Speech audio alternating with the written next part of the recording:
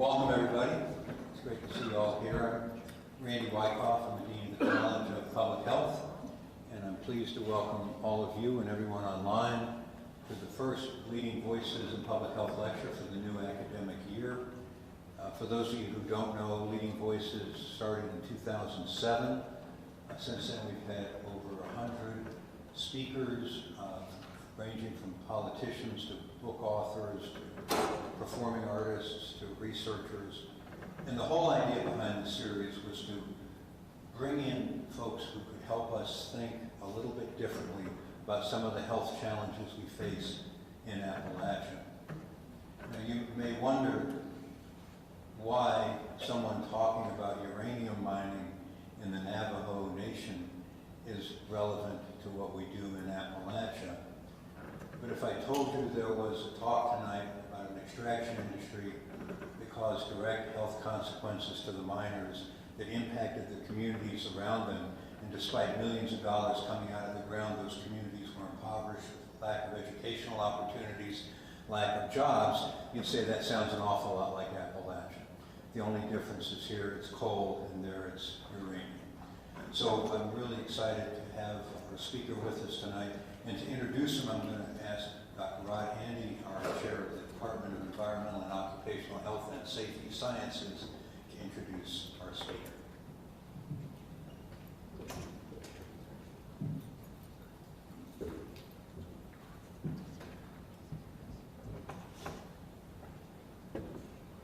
Hello, everyone. I've got the pleasure tonight to introduce to you Dr. Tommy Rock.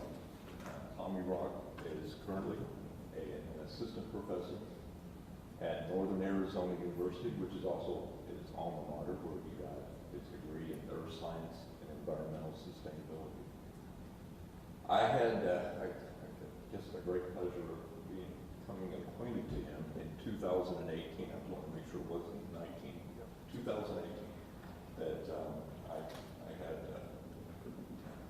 Dr. Johnny Lewis at the University of New Mexico, who was on his committee, reached out and said, we got a guy that wants to do a postdoc. And fortunately, we had just at that time got a CDC grant that supported doctoral students. So fortunate for us, he said yes, and he was able to work with us on a lot of different, tribal. We worked with the Navajo, we worked with the Northern Arapaho, still working with them, the Goshute, the Utes, the Mountain Utes. I mean, you showed where they lived and stuff on our trips. And today, he did a talk, and the students in the classroom, I said, well, Tommy was talking away and everything, and I said, yeah, from Forrest Gump, the Four Corners, we're Forrest Gump, and no one had seen Forrest Gump in the classroom, so they did, where he stops, where he's running and says, I'm done, right? So it's something that I think we keep finding, and that's where Tommy's from. So with that said, I think I'll just welcome you to. I think you use that mic. Yep.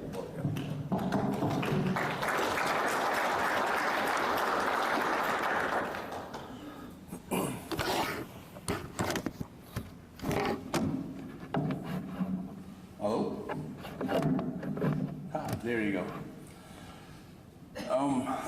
If I kind of teeter off, just go like this or go like that so I can raise my voice. I tend to slowly fade sometimes. Let me introduce myself in Navajo. It's a formal way of introducing myself. I sent some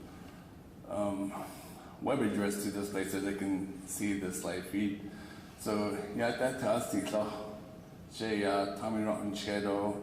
She don't no dashing something somebody she 20 that she don't look at and that's not that and then she know. Basically, they I let us a team.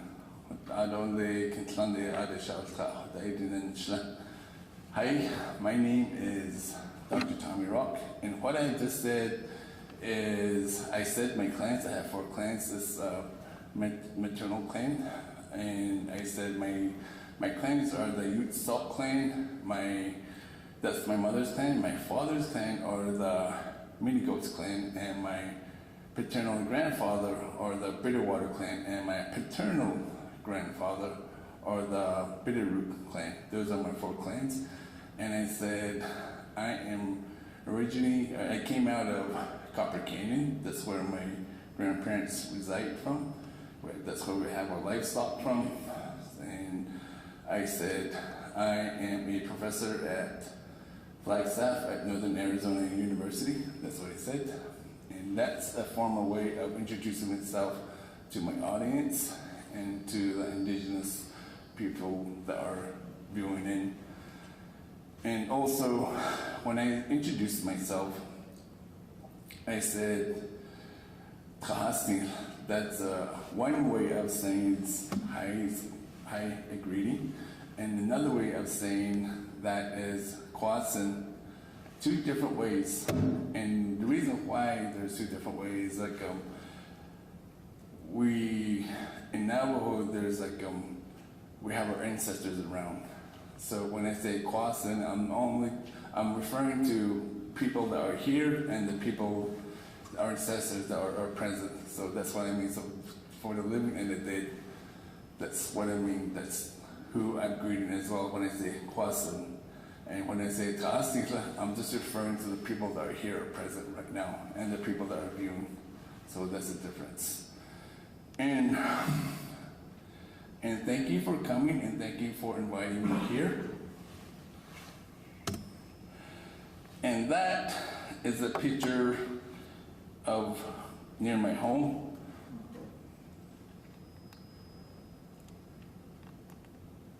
I'm making sure that. Oh, there you go. That's Train Rock. It's a rainbow. That's a hogan, a traditional Navajo hogan. That's a female hogan that represents when his mother's pregnant. And there's, I believe, 9 logs, I believe, and then 12 posts all the way around, and 8 that goes up. And that represents when his mother's stomach, the month of the year when the mother's pregnant. And so at night we go back in, and it always faces east. It's like we rise when the sun comes up, or before the sun comes up. And one of the teaching for us is like when we wake up, we go up before the sunrise and we say our prayers. And when we pray, and this is what my grandfather was teaching me, is like each of us have a feather in the back of our head. We don't see it, but it's there. So the first thing that the sun touches is the feather, and it answers our prayers, and it answers are up. And that's what I was taught. So that's just why the hogan is facing east, and to rise when the sun goes up, and to go to run as well. And the past 2 years, I was a postdoc at Princeton. So this are some of the institutions. Like I was in the geo department, collaborating with the engineering department, doing air quality work, and got funded by High Meadows Environmental Institute.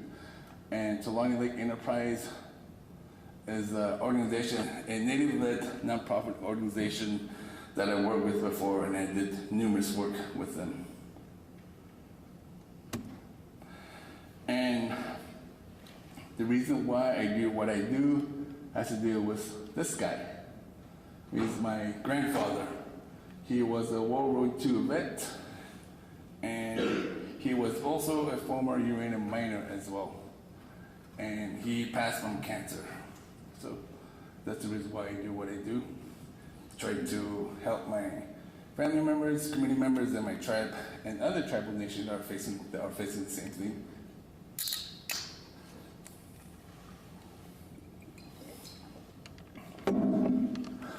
And that is my grandmother. She passed away at 106.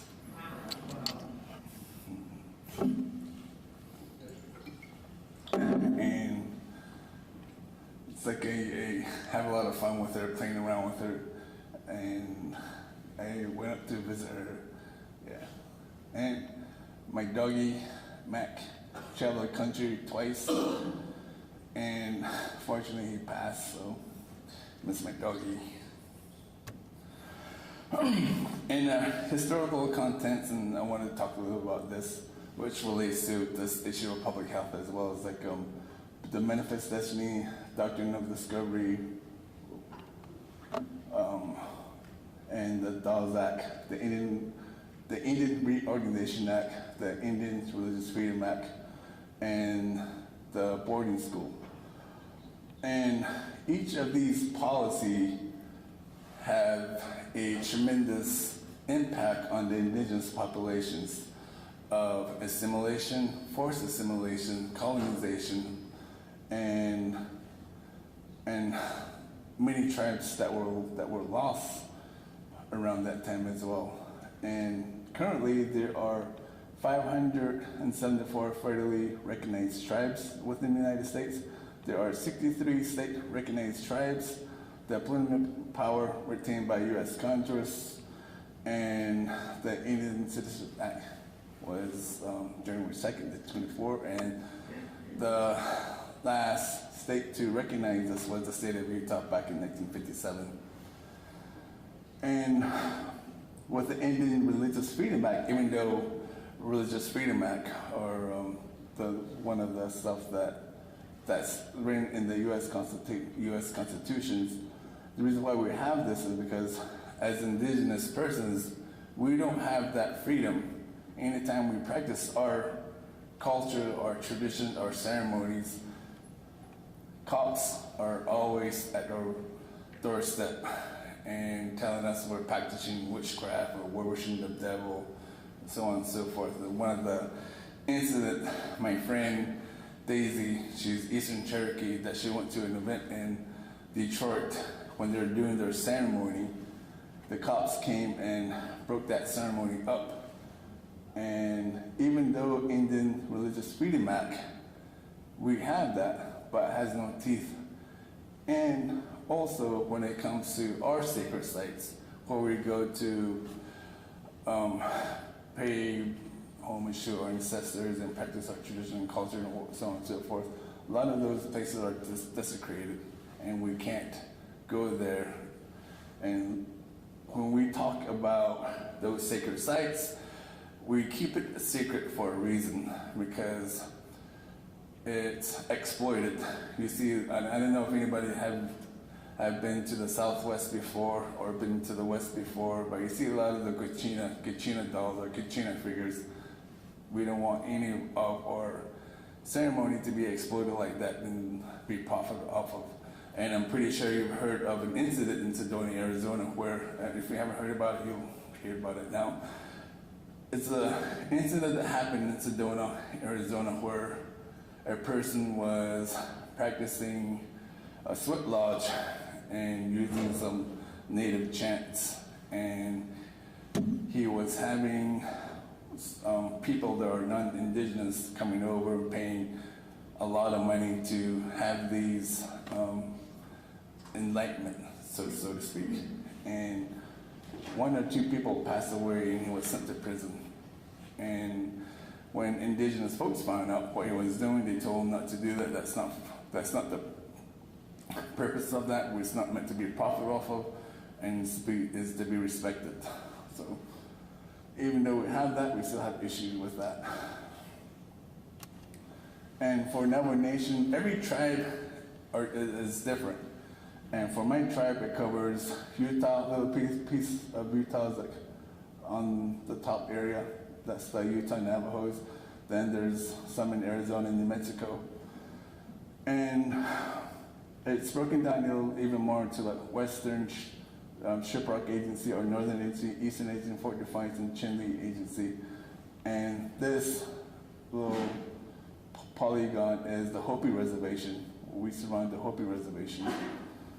And these smaller polygons are chapters, they're like counties. And every month they have planning meeting and meetings, like town hall meetings. And so we discuss issues that are facing our chapter, our region, and the stuff that are facing our tribal nation as well as a whole.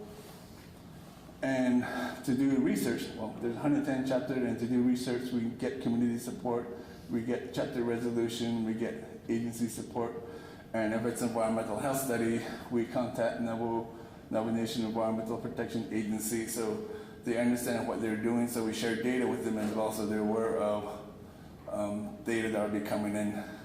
And we go to the Navajo Nation IRB board, and once we go through the Navajo IRB board, then we go to the academic institution where we're at and go through that IRB board.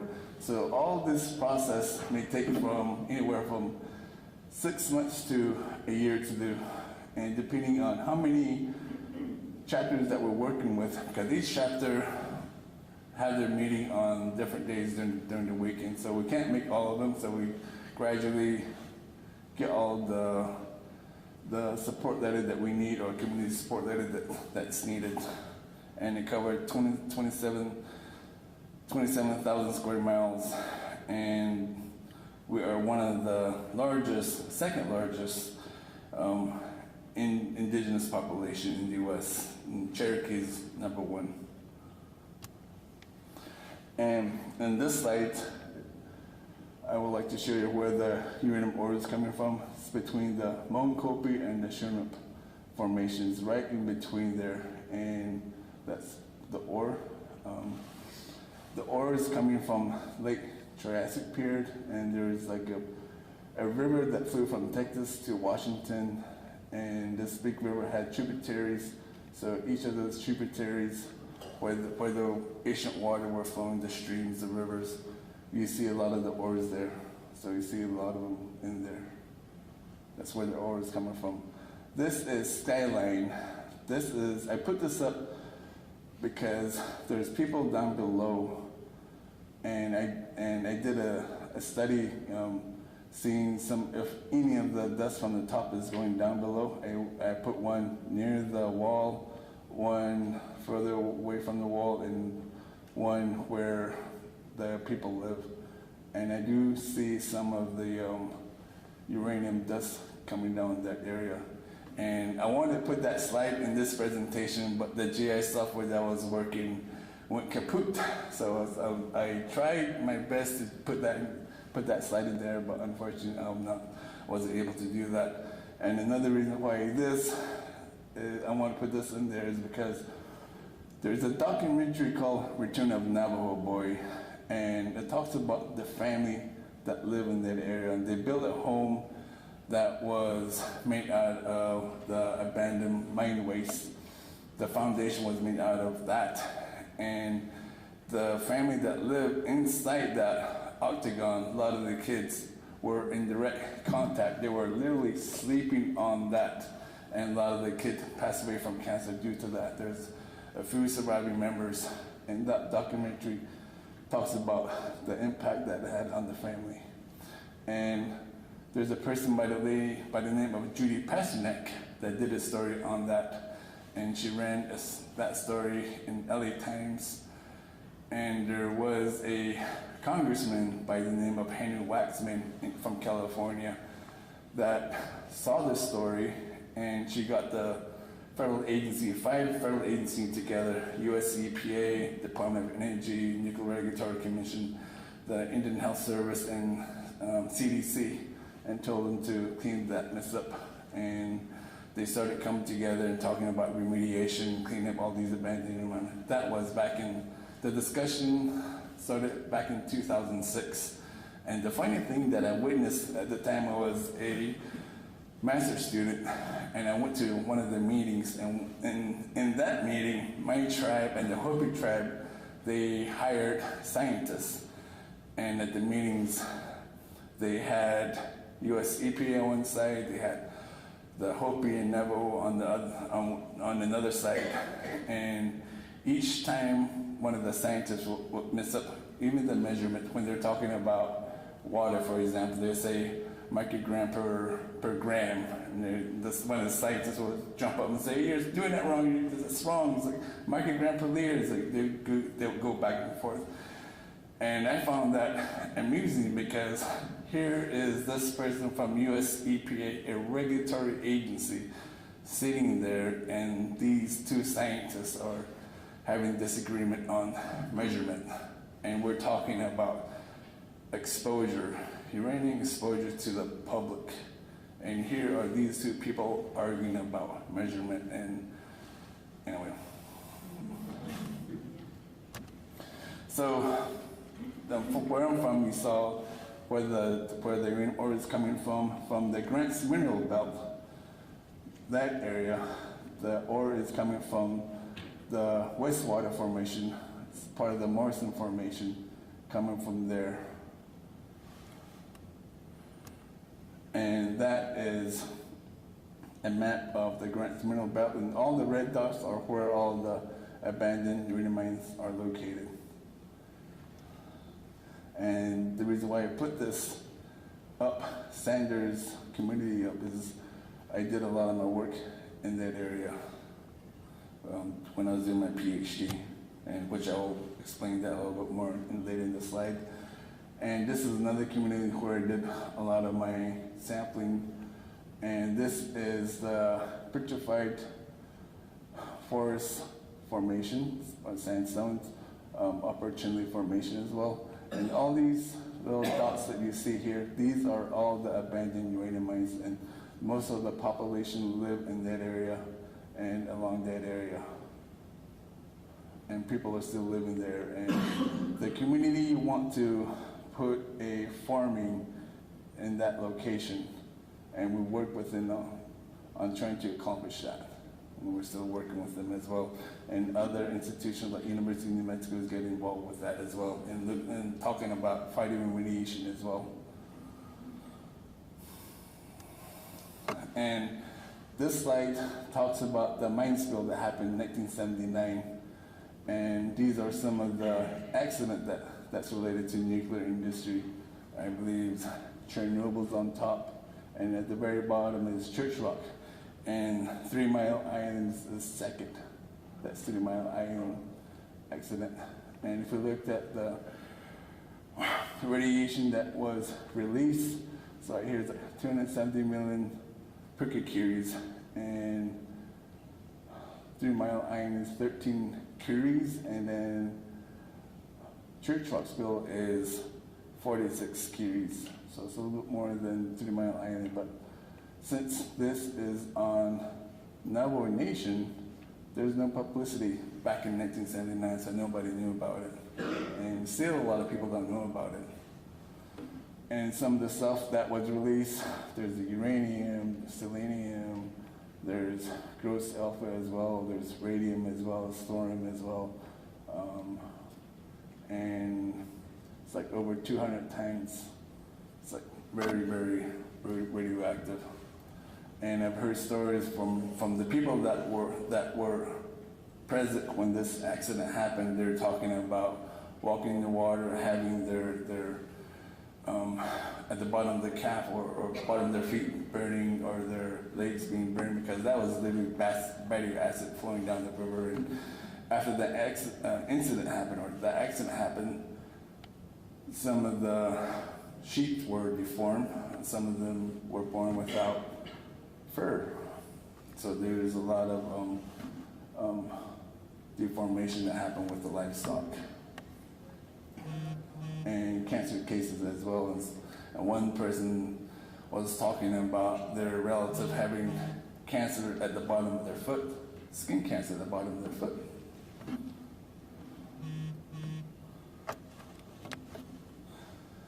And with indigenous populations, health disparities, it's like we are still facing this issue of water quality, water availability, and also exposure from the uranium and prenatal health.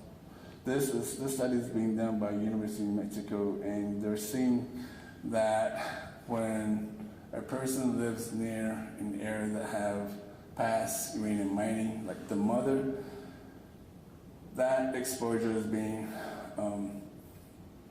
passed down to the baby, and the baby is still inside the mother's stomach.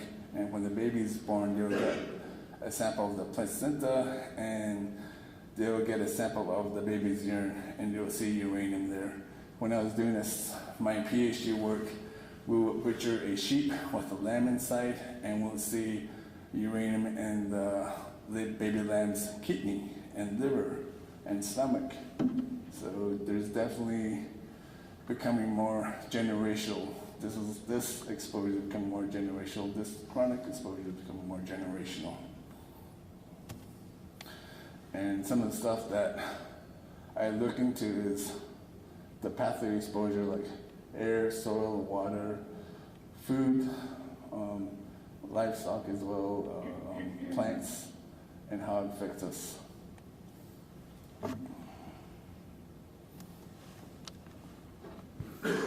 And this is the work that I did in Sanders, and these are the people that I work with, Jacques Cerrone, Chris Shuey. I sent a link to Jacques Cerrone to zoom in on this presentation as well. And he's a great friend, and I like working with him, and I like working with Chris Shuey as well, and Ginny Nyazi.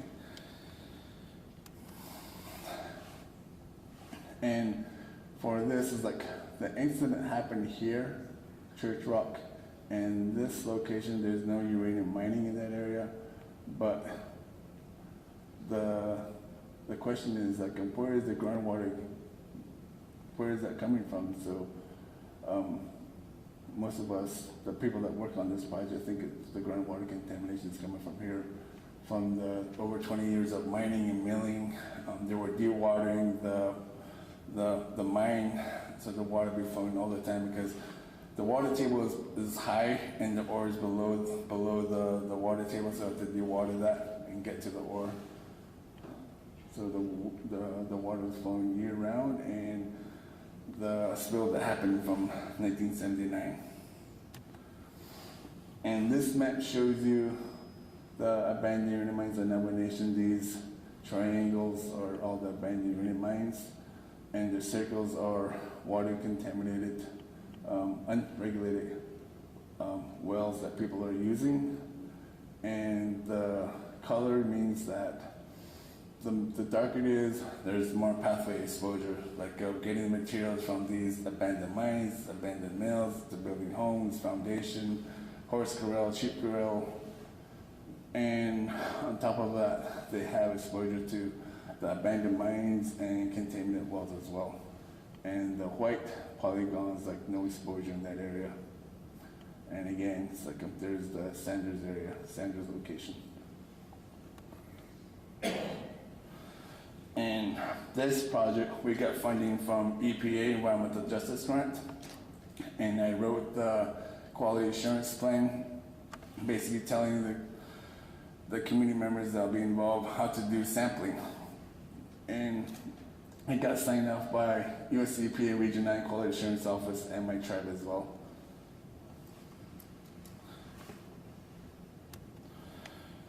Again, the reason why we did the study, and also water security, because we don't have that much water in the Southwest, and this is like Nahata means planning in Navajo, so the idea is like to plan for the future and to try to fight the state of Arizona about our water rights, because we have a limited amount of water and want to utilize all that water and maintain that on our reservation so people can have access to water, and also about community empowerment as well.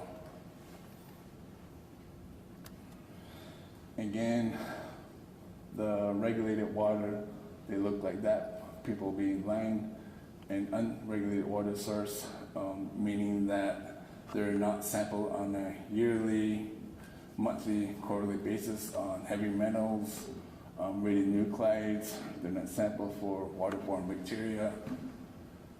And during the summer, some of the water infrastructure in our Navajo Nation gets so stressed that they turn off these regulated watering points. So the community members have no choice but to go back to these unregulated water sources. So it's still an issue. And when COVID was happening, this became like a big spotlight. So I put a big light on the issue of regulated watering or access to water or potable water on Navajo Nation. And there are many people that try to address that, and they basically tap into the water lines and make water access, and it's still an issue, and it's still ongoing as well. So some of the stuff that I'm thinking about is related to that as well, which I'll talk about later in the presentation.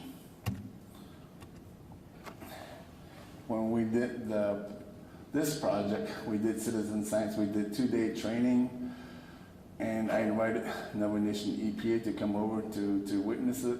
I collided with Chris Shuey from Southwest Research Information Center out of Albuquerque, New Mexico. He has over 20 years of experience doing research related to uranium exposure or environmental exposure, so he has a lot of experience. And we talked about teaching the community members like basic cartography, mapping, GPS, GIS, water qualities, reading class, and was open to the community members. We provided breakfast and lunch, and we hired a caterer to make lunch for everybody that attended. And this is a regulated water point. This water source is still being used. It's about 10 feet deep. And when I was there, I'm pretty sure there's waterborne bacteria because I've seen a lot of the livestock in the area, and I'm really concerned about nitrate as well because, again, it's really shallow. And then on the second day, we went out and collected water samples. I was on hand, so when the community members were taking samples, and if they have questions, and I would go answer the questions. And I showed them how to fill up the paper to sample or to ship off the water sample as well. Transfer of custody or custody, chain of custody, showed them how to fill that out and send that to the lab as well. And this map shows you, we sampled like 186 wells, springs, and we sampled south of this is the Perkwood River. We sampled south and north of there as well. And since I was working with US EPA, they told us to go out there and get some water samples because that community is called Blue Gap Touchy Chapter. And I went out there myself and got the water samples. And one of the highest readings that I got was from that community. And that's like 220 parts per billion to 430 parts per billion zecum. And that's an area called Mine Claim 28. There's a spring there that people used to use, and I'm telling people not to use that water no more. And that is Cameron. And out of 186 samples that we did, about 11 to 13% showed elevated level of uranium. And anytime we get a hit and it's elevated above the standard, we'll go back and get another sample. And the first sample that we did was this lot 18. And we sampled, the community member asked us to sample the school as well, so I went over there and got a water sample, and it shows that it was above the MCL. And that's the administration building that I went to and got the water sample. And if we're familiar with the Safe Drinking Water Act, anytime there's exceedance in the public water, they're supposed to issue a notice and tell the community member not to use that water. But for this community, they never did that. The Sanders community, they never got that notice. And the school was not notified as well. And they were actually put off the list as a public water source. So Arizona Department of Environmental Quality, a person from there put them as not as a public water supply or public water anymore. So when we did this project and we're done with that, and we got news cover from NBC News, and once NBC News covered that, then it's like everything changed. We were fighting with US EPA, we were fighting with Arizona Department of Environmental Quality. We had numerous conference calls, and the conference calls were really heated. It's like a little shouting match that went on. And one of the concerns that EPA was making was it wasn't chronic. So my colleague, Grishui, used the World Health Organization, the chronic exposure definition, and put it in there and showed them that it is chronic exposure. And again, this shows you with the amount of sampling that we have about 9% or 17% or 10% of that water sampling will be exceeding the UN MCL standards under Safe Drinking Water Act. And with our sample, we're the same way as well. And here's ours, like 10%. This actually is not 121, it's supposed to be like 186, I believe, and it's like 11 to 13%, I think it was. And I'm gonna go a little fast right now because of the time, due to time. This is Sanders, the Perka River, and the water, where the water contamination is at. So a lot of stuff that I use, the software, the Esri product, ArcMap, JS Pro, it helps illustrate where the problem is. So I like using GIS for a lot of my research. And this is the public water. There were some folks that did research in '88. So from '88 to 2003, we didn't know when the uranium level went up. So that just shows you that. This was done by Chris Shui. And the school as well. It shows you graduates going up. And this is the notice from Arizona Department of Public Health. They went to the community. They were telling them that to keep using the water, it's fine, it's okay. But the community members disagreed. There were 2 of them that arrived, and by the time they left, they were just bawling, crying. They went back down to Phoenix. And I think that's the thing that a lot of the people from the state or federal agency, they get disconnected when it comes to environmental exposure. Even though you have hard scientific data, they tend to brush that aside like this, and they're telling community members it's okay. I disagree with that. I see a lot of that in a lot of the work that I do. And some of the stuff that I'm still doing the lead isotope research and getting some help from Princeton University. My friend Steph, she's helping me rerun a lot of the lead isotope in John Higgins' lab in the geoscience department, and working on doing an environmental health study for that area as well. The community members have been asking for environmental health studies, so I'm working on a proposal to do that. And this is making that transition from uranium exposure to oil and gas, and this is a exploratory well looking for oil, and the community members still using that.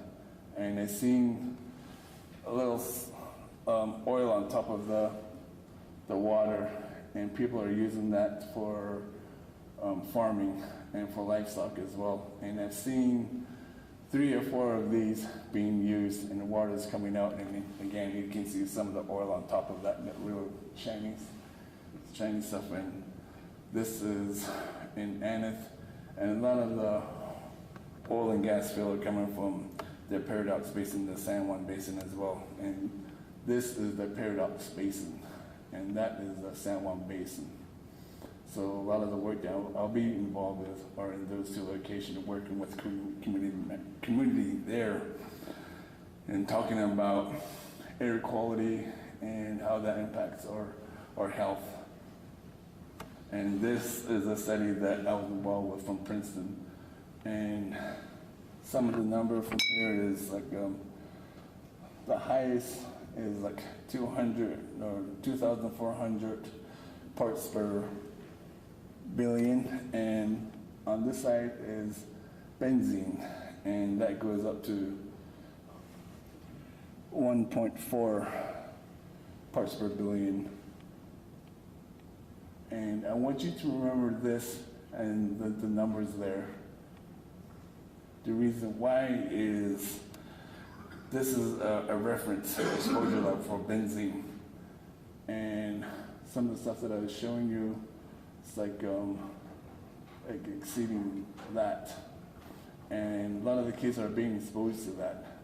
And from the Anna side, there's an elementary school, a high school, and a clinic near there and being exposed to that.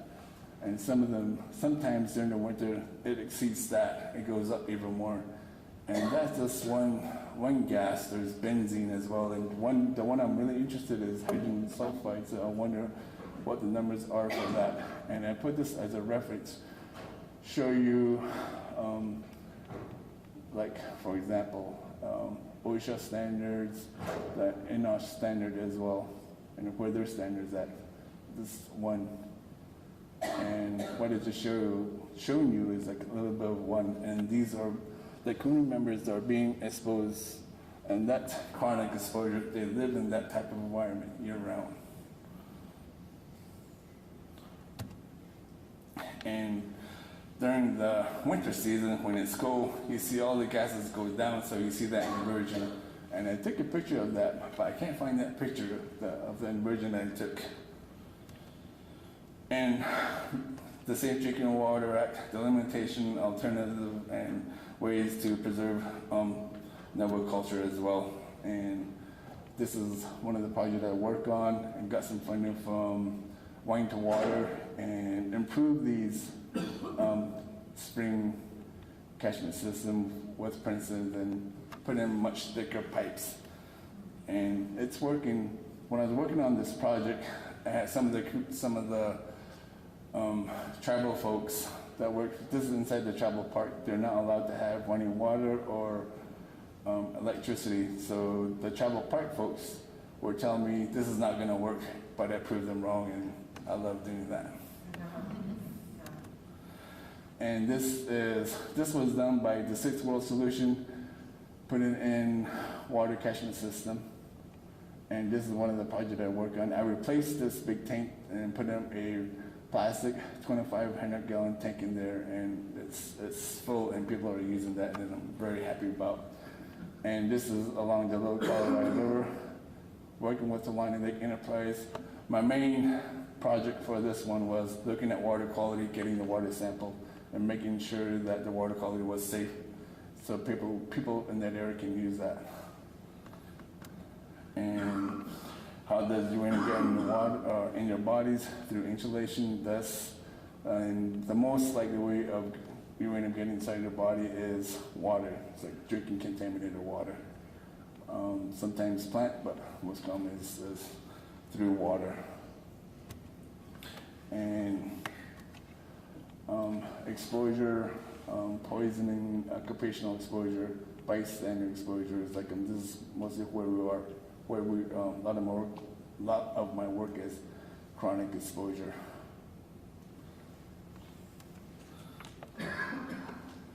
And from a Western point of view, like doing the risk assessment, working in indigenous populations, a very Western worldview of looking at risk assessment versus traditional view when it comes to risk assessment, household, seasonal variation, house, community coming together, is like everything coming back to family.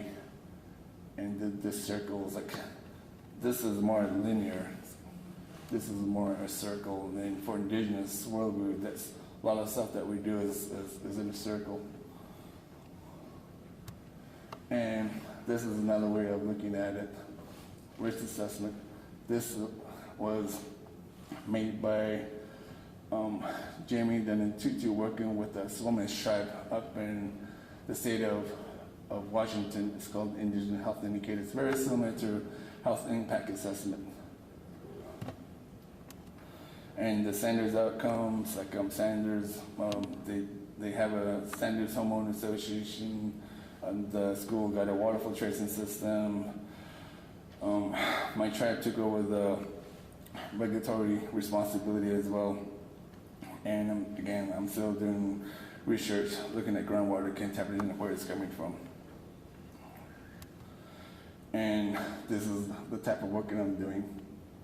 what I'm very interested in doing fighting remediations, looking at water quality from uranium mining as well as oil and gas field, looking at air quality in the oil and gas field area as well, and looking at livestock and how that impacts our environment, and working with traditional knowledge holders, which is shaman or medicine man and medicine woman. And acknowledgements. Sorry, I went pretty fast towards the end because I was just looking at the time. It's like 6:48, so I want to have time to have you all ask questions.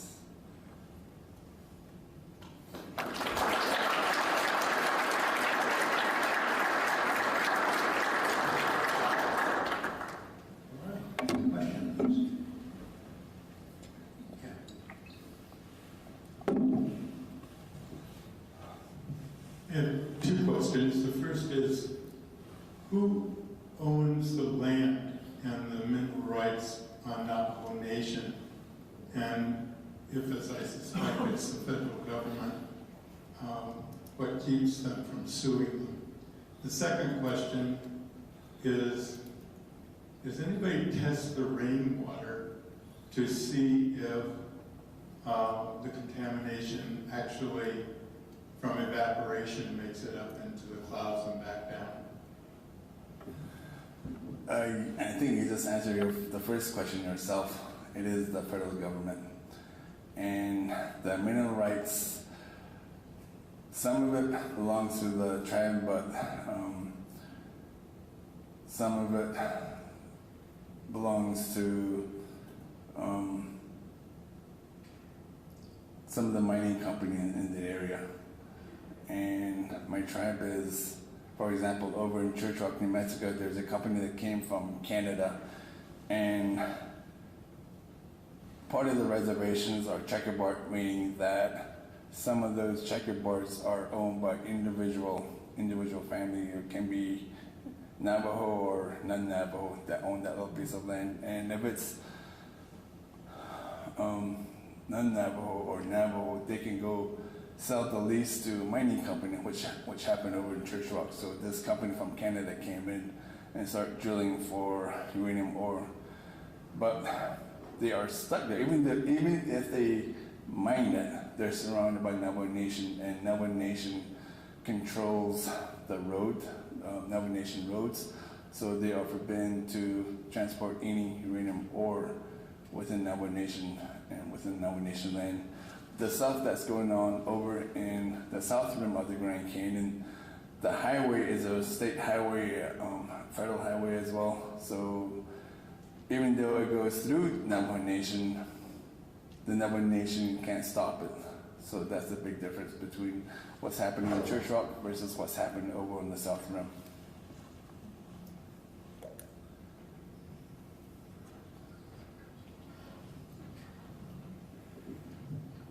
So you had some missing data in the Hopi Nation. Is that the area that you were talking about earlier where there were some safety concerns with your crew over trying to collect the data? If you go back a few more, That one? No, this is like entirely different. If I want to do some research or collect any data, I have to go and get permission from Hopi because I don't want to create conflict. So I have no data within the Hopi reservation because of that. but it is planned? Excuse me? Is it planned?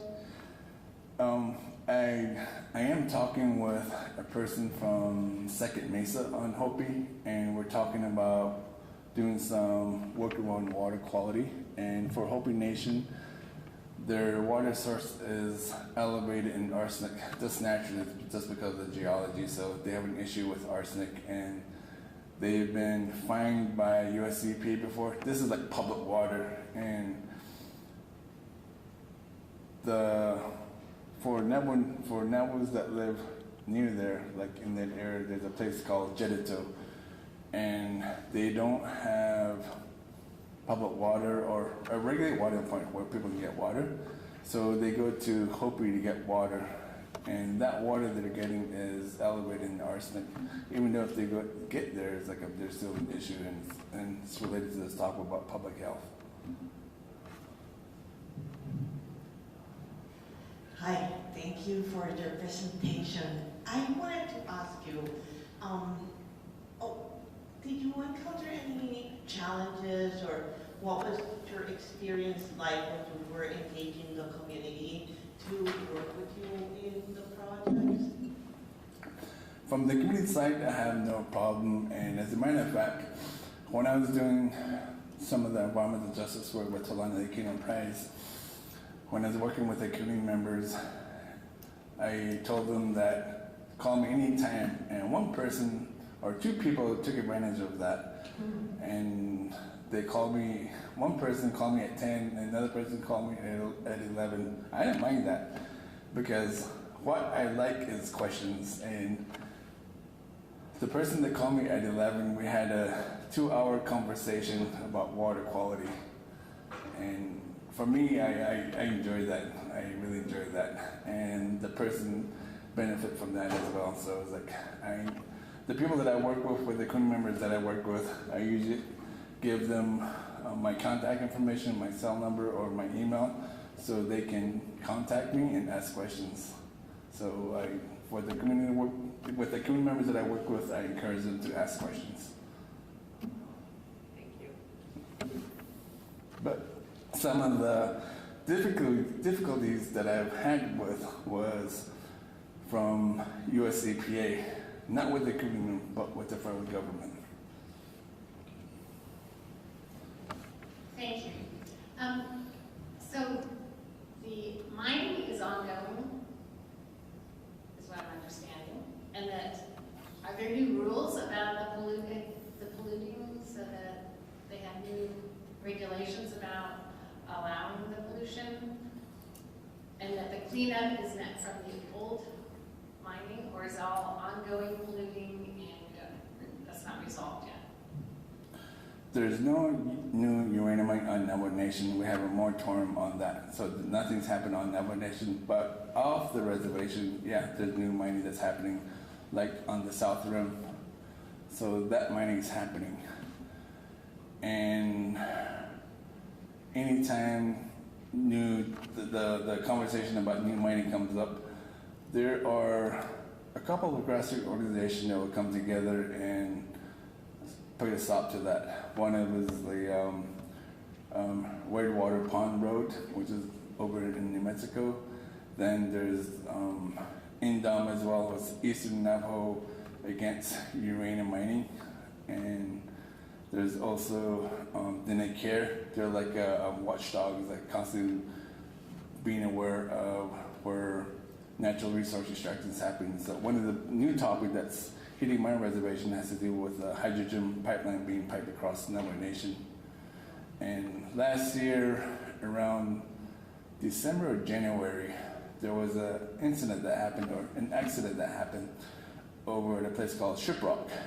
And the accident has to do with a grader cutting open a pipeline where crude oil was spilled everywhere, and the gases from that went everywhere. Some of the people were sent to the hospital because of some of the gas that were exposed to them as well. And the person that was grading was not aware that there was a oil pipeline just right there, and it was really close to the surface. It should have been way deeper than that, way deeper, but it wasn't. So due to that, there's quite a bit of grassroots organizations that are constantly being made aware or being aware of what's going on my tribal land, so something like that won't happen or come as a surprise. But in terms of uranium mining, in the state of Utah, not far from where I live, on Bears Ears National Monument, a place called Fry Canyon, away from the public, there is uranium mining that's happening. And the uranium mill is not too far from there as well. And I've seen mining claims in that area because the price of uranium is going back up. So I know for the state of Arizona, the state of Utah, they're moving forward with uranium mining and milling as well. And the funny thing about the state of Utah is that they're the one that rejected Radiation Exposure Compensation Act. That's for the miners and millers. So we'll see what happens. David Wood, pediatrician. Thank you so much for your talk. And I was wondering, I know that there's been birth defects registries in the Navajo Nation, and wondering if any of the work you've done is, if you're relating that to any of the birth registries or fertility rates or miscarriage rates or anything affecting fertility, birth, and birth defects. That I can ask the researchers from Europe and Mexico. The stuff that I talked about, the birth cohort study, the prenatal stuff, that's coming from the University of New Mexico. The research team from there. I can ask them about that, so they would know.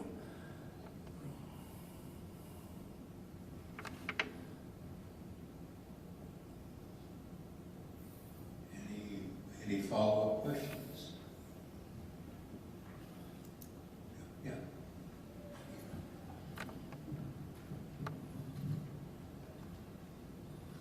My question is actually for both Dr. Wyckoff and Dr. Rock. Dr. Wyckoff, when looking at the effects of uranium mining in the Navajo Reservation, do you see some of that reflected in West Virginia and Kentucky with the coal mining, and do you see similar patterns? Well, the product is very different. Many of the outcomes are the same. And the fundamental outcome is you've got an area, whether it's Navajo Nation or Central Appalachia, where a tremendous amount of money has been taken out of the ground, and yet these areas are some of the poorest, at least healthy, at least well supported in the country.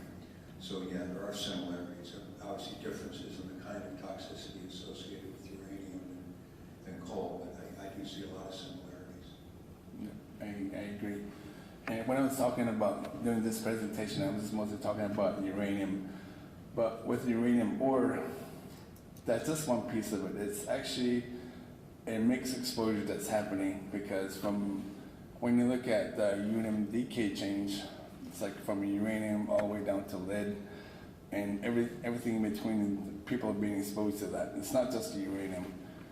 And some of the stuff that I worked on in Bears Ears National Monument, I seen elevated level of radium, I seen thorium as well as vanadium, and I seen signs that says like use off-road vehicles like Ford Tracks, mountain biking, dirt bike as well. So all that dust will go up.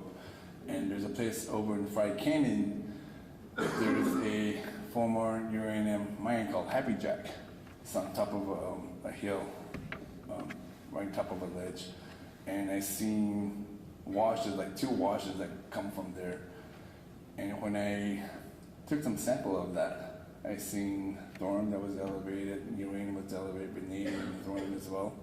And I went to another location that had nothing of that. And all the numbers, there was like no detection in those areas.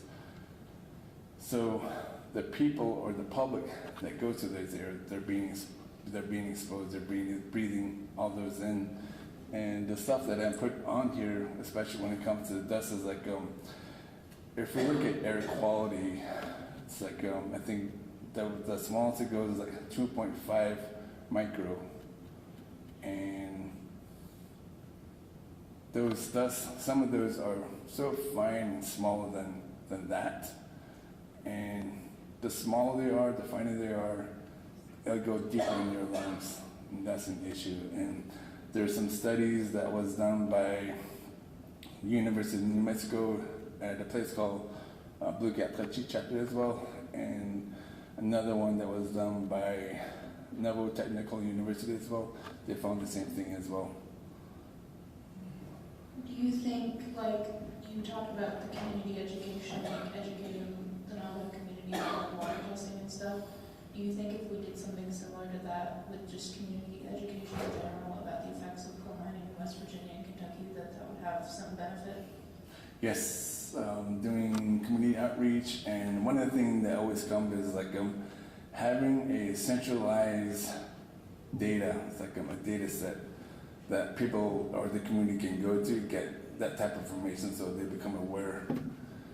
And yeah, it's like the other thing that I can think of is like for a student project, doing some sort of like a documentary film on that. And I say that because that will create empathy as well, and people will become aware of that as well. And I think it's such a powerful story.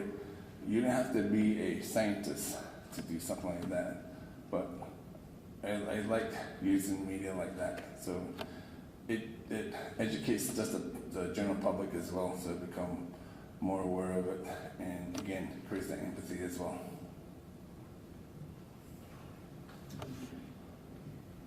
Dr. Rock, I just came today from the Central Appalachian Coal Summit, and one of the presentations was on fugitive dust, fugitive coal dust, getting into the community, the production. And I wondered about, is there uranium dust? I missed the early part of your session, I'm sorry, but do you have those issues as well? Yes. With production and ambient air, they're measuring ambient air in different sections of Central Appalachia. So, thank you. Oh yeah, it's like this area, that area is Black Mesa, and on top of Black Mesa is where we used to get our coal. It's like a Peabody Coal Company, had a company up and going there, and they seen uranium in the coal. Perhaps one more question.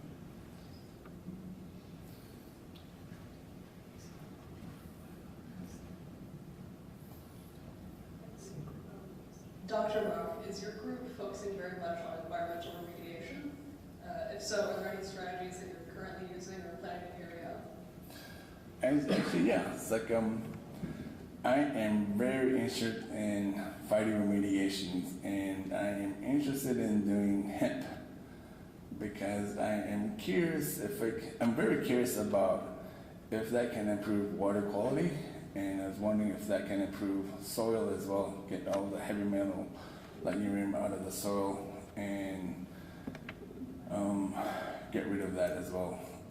Then the issue will be like what to do with hemp, and I do know some folks from Navajo EPAs like I'm trying to dispose of it, working with them. So that's one of the things that came to mind. The other one is like I'm looking for ways to address water contamination from uranium, because it's like for my tribe, and that comes up a lot. And as a matter of fact, I do have companies coming up to me and emailing me or calling me about their water filtration system. And the issue with that is, if it's a water filtration system that the community can use, for uranium will accumulate. And the more it accumulates, then it becomes more radioactive and becomes even more dangerous to handle. And I don't want the community members handling that, because they're being more exposed. So the issue is like, how do we come up with a safer way to address water filtration system? And that's something that I've been thinking about, and some of the collaboration that I'm working with at the moment is like we're discussing that ways to do that. So yeah, working on it. How about another round of applause?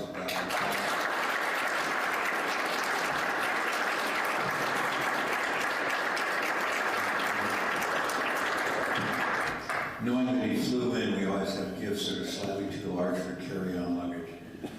We'll have to mail it to you. Thank you very much. Thank you. And thank you all for being here tonight. Our next Leading Voices speaker will probably be in the spring, but it's going to be an interesting one on the impact of the American Civil War on modern health care and public health. So we'll send out a note. And for those of you who didn't get the email, if you didn't get an email about this event tonight, let me know, and I'll make sure that we have you. I think what I did is I think I missed one of the listservs. But anyway, and Dr. Rock, are you willing to talk to some folks privately if folks want to come up to you? Oh, yeah. You have no choice, really, but I'm glad. Thank you very much. Again, like I said, I like questions, so if I have questions, then I'm here.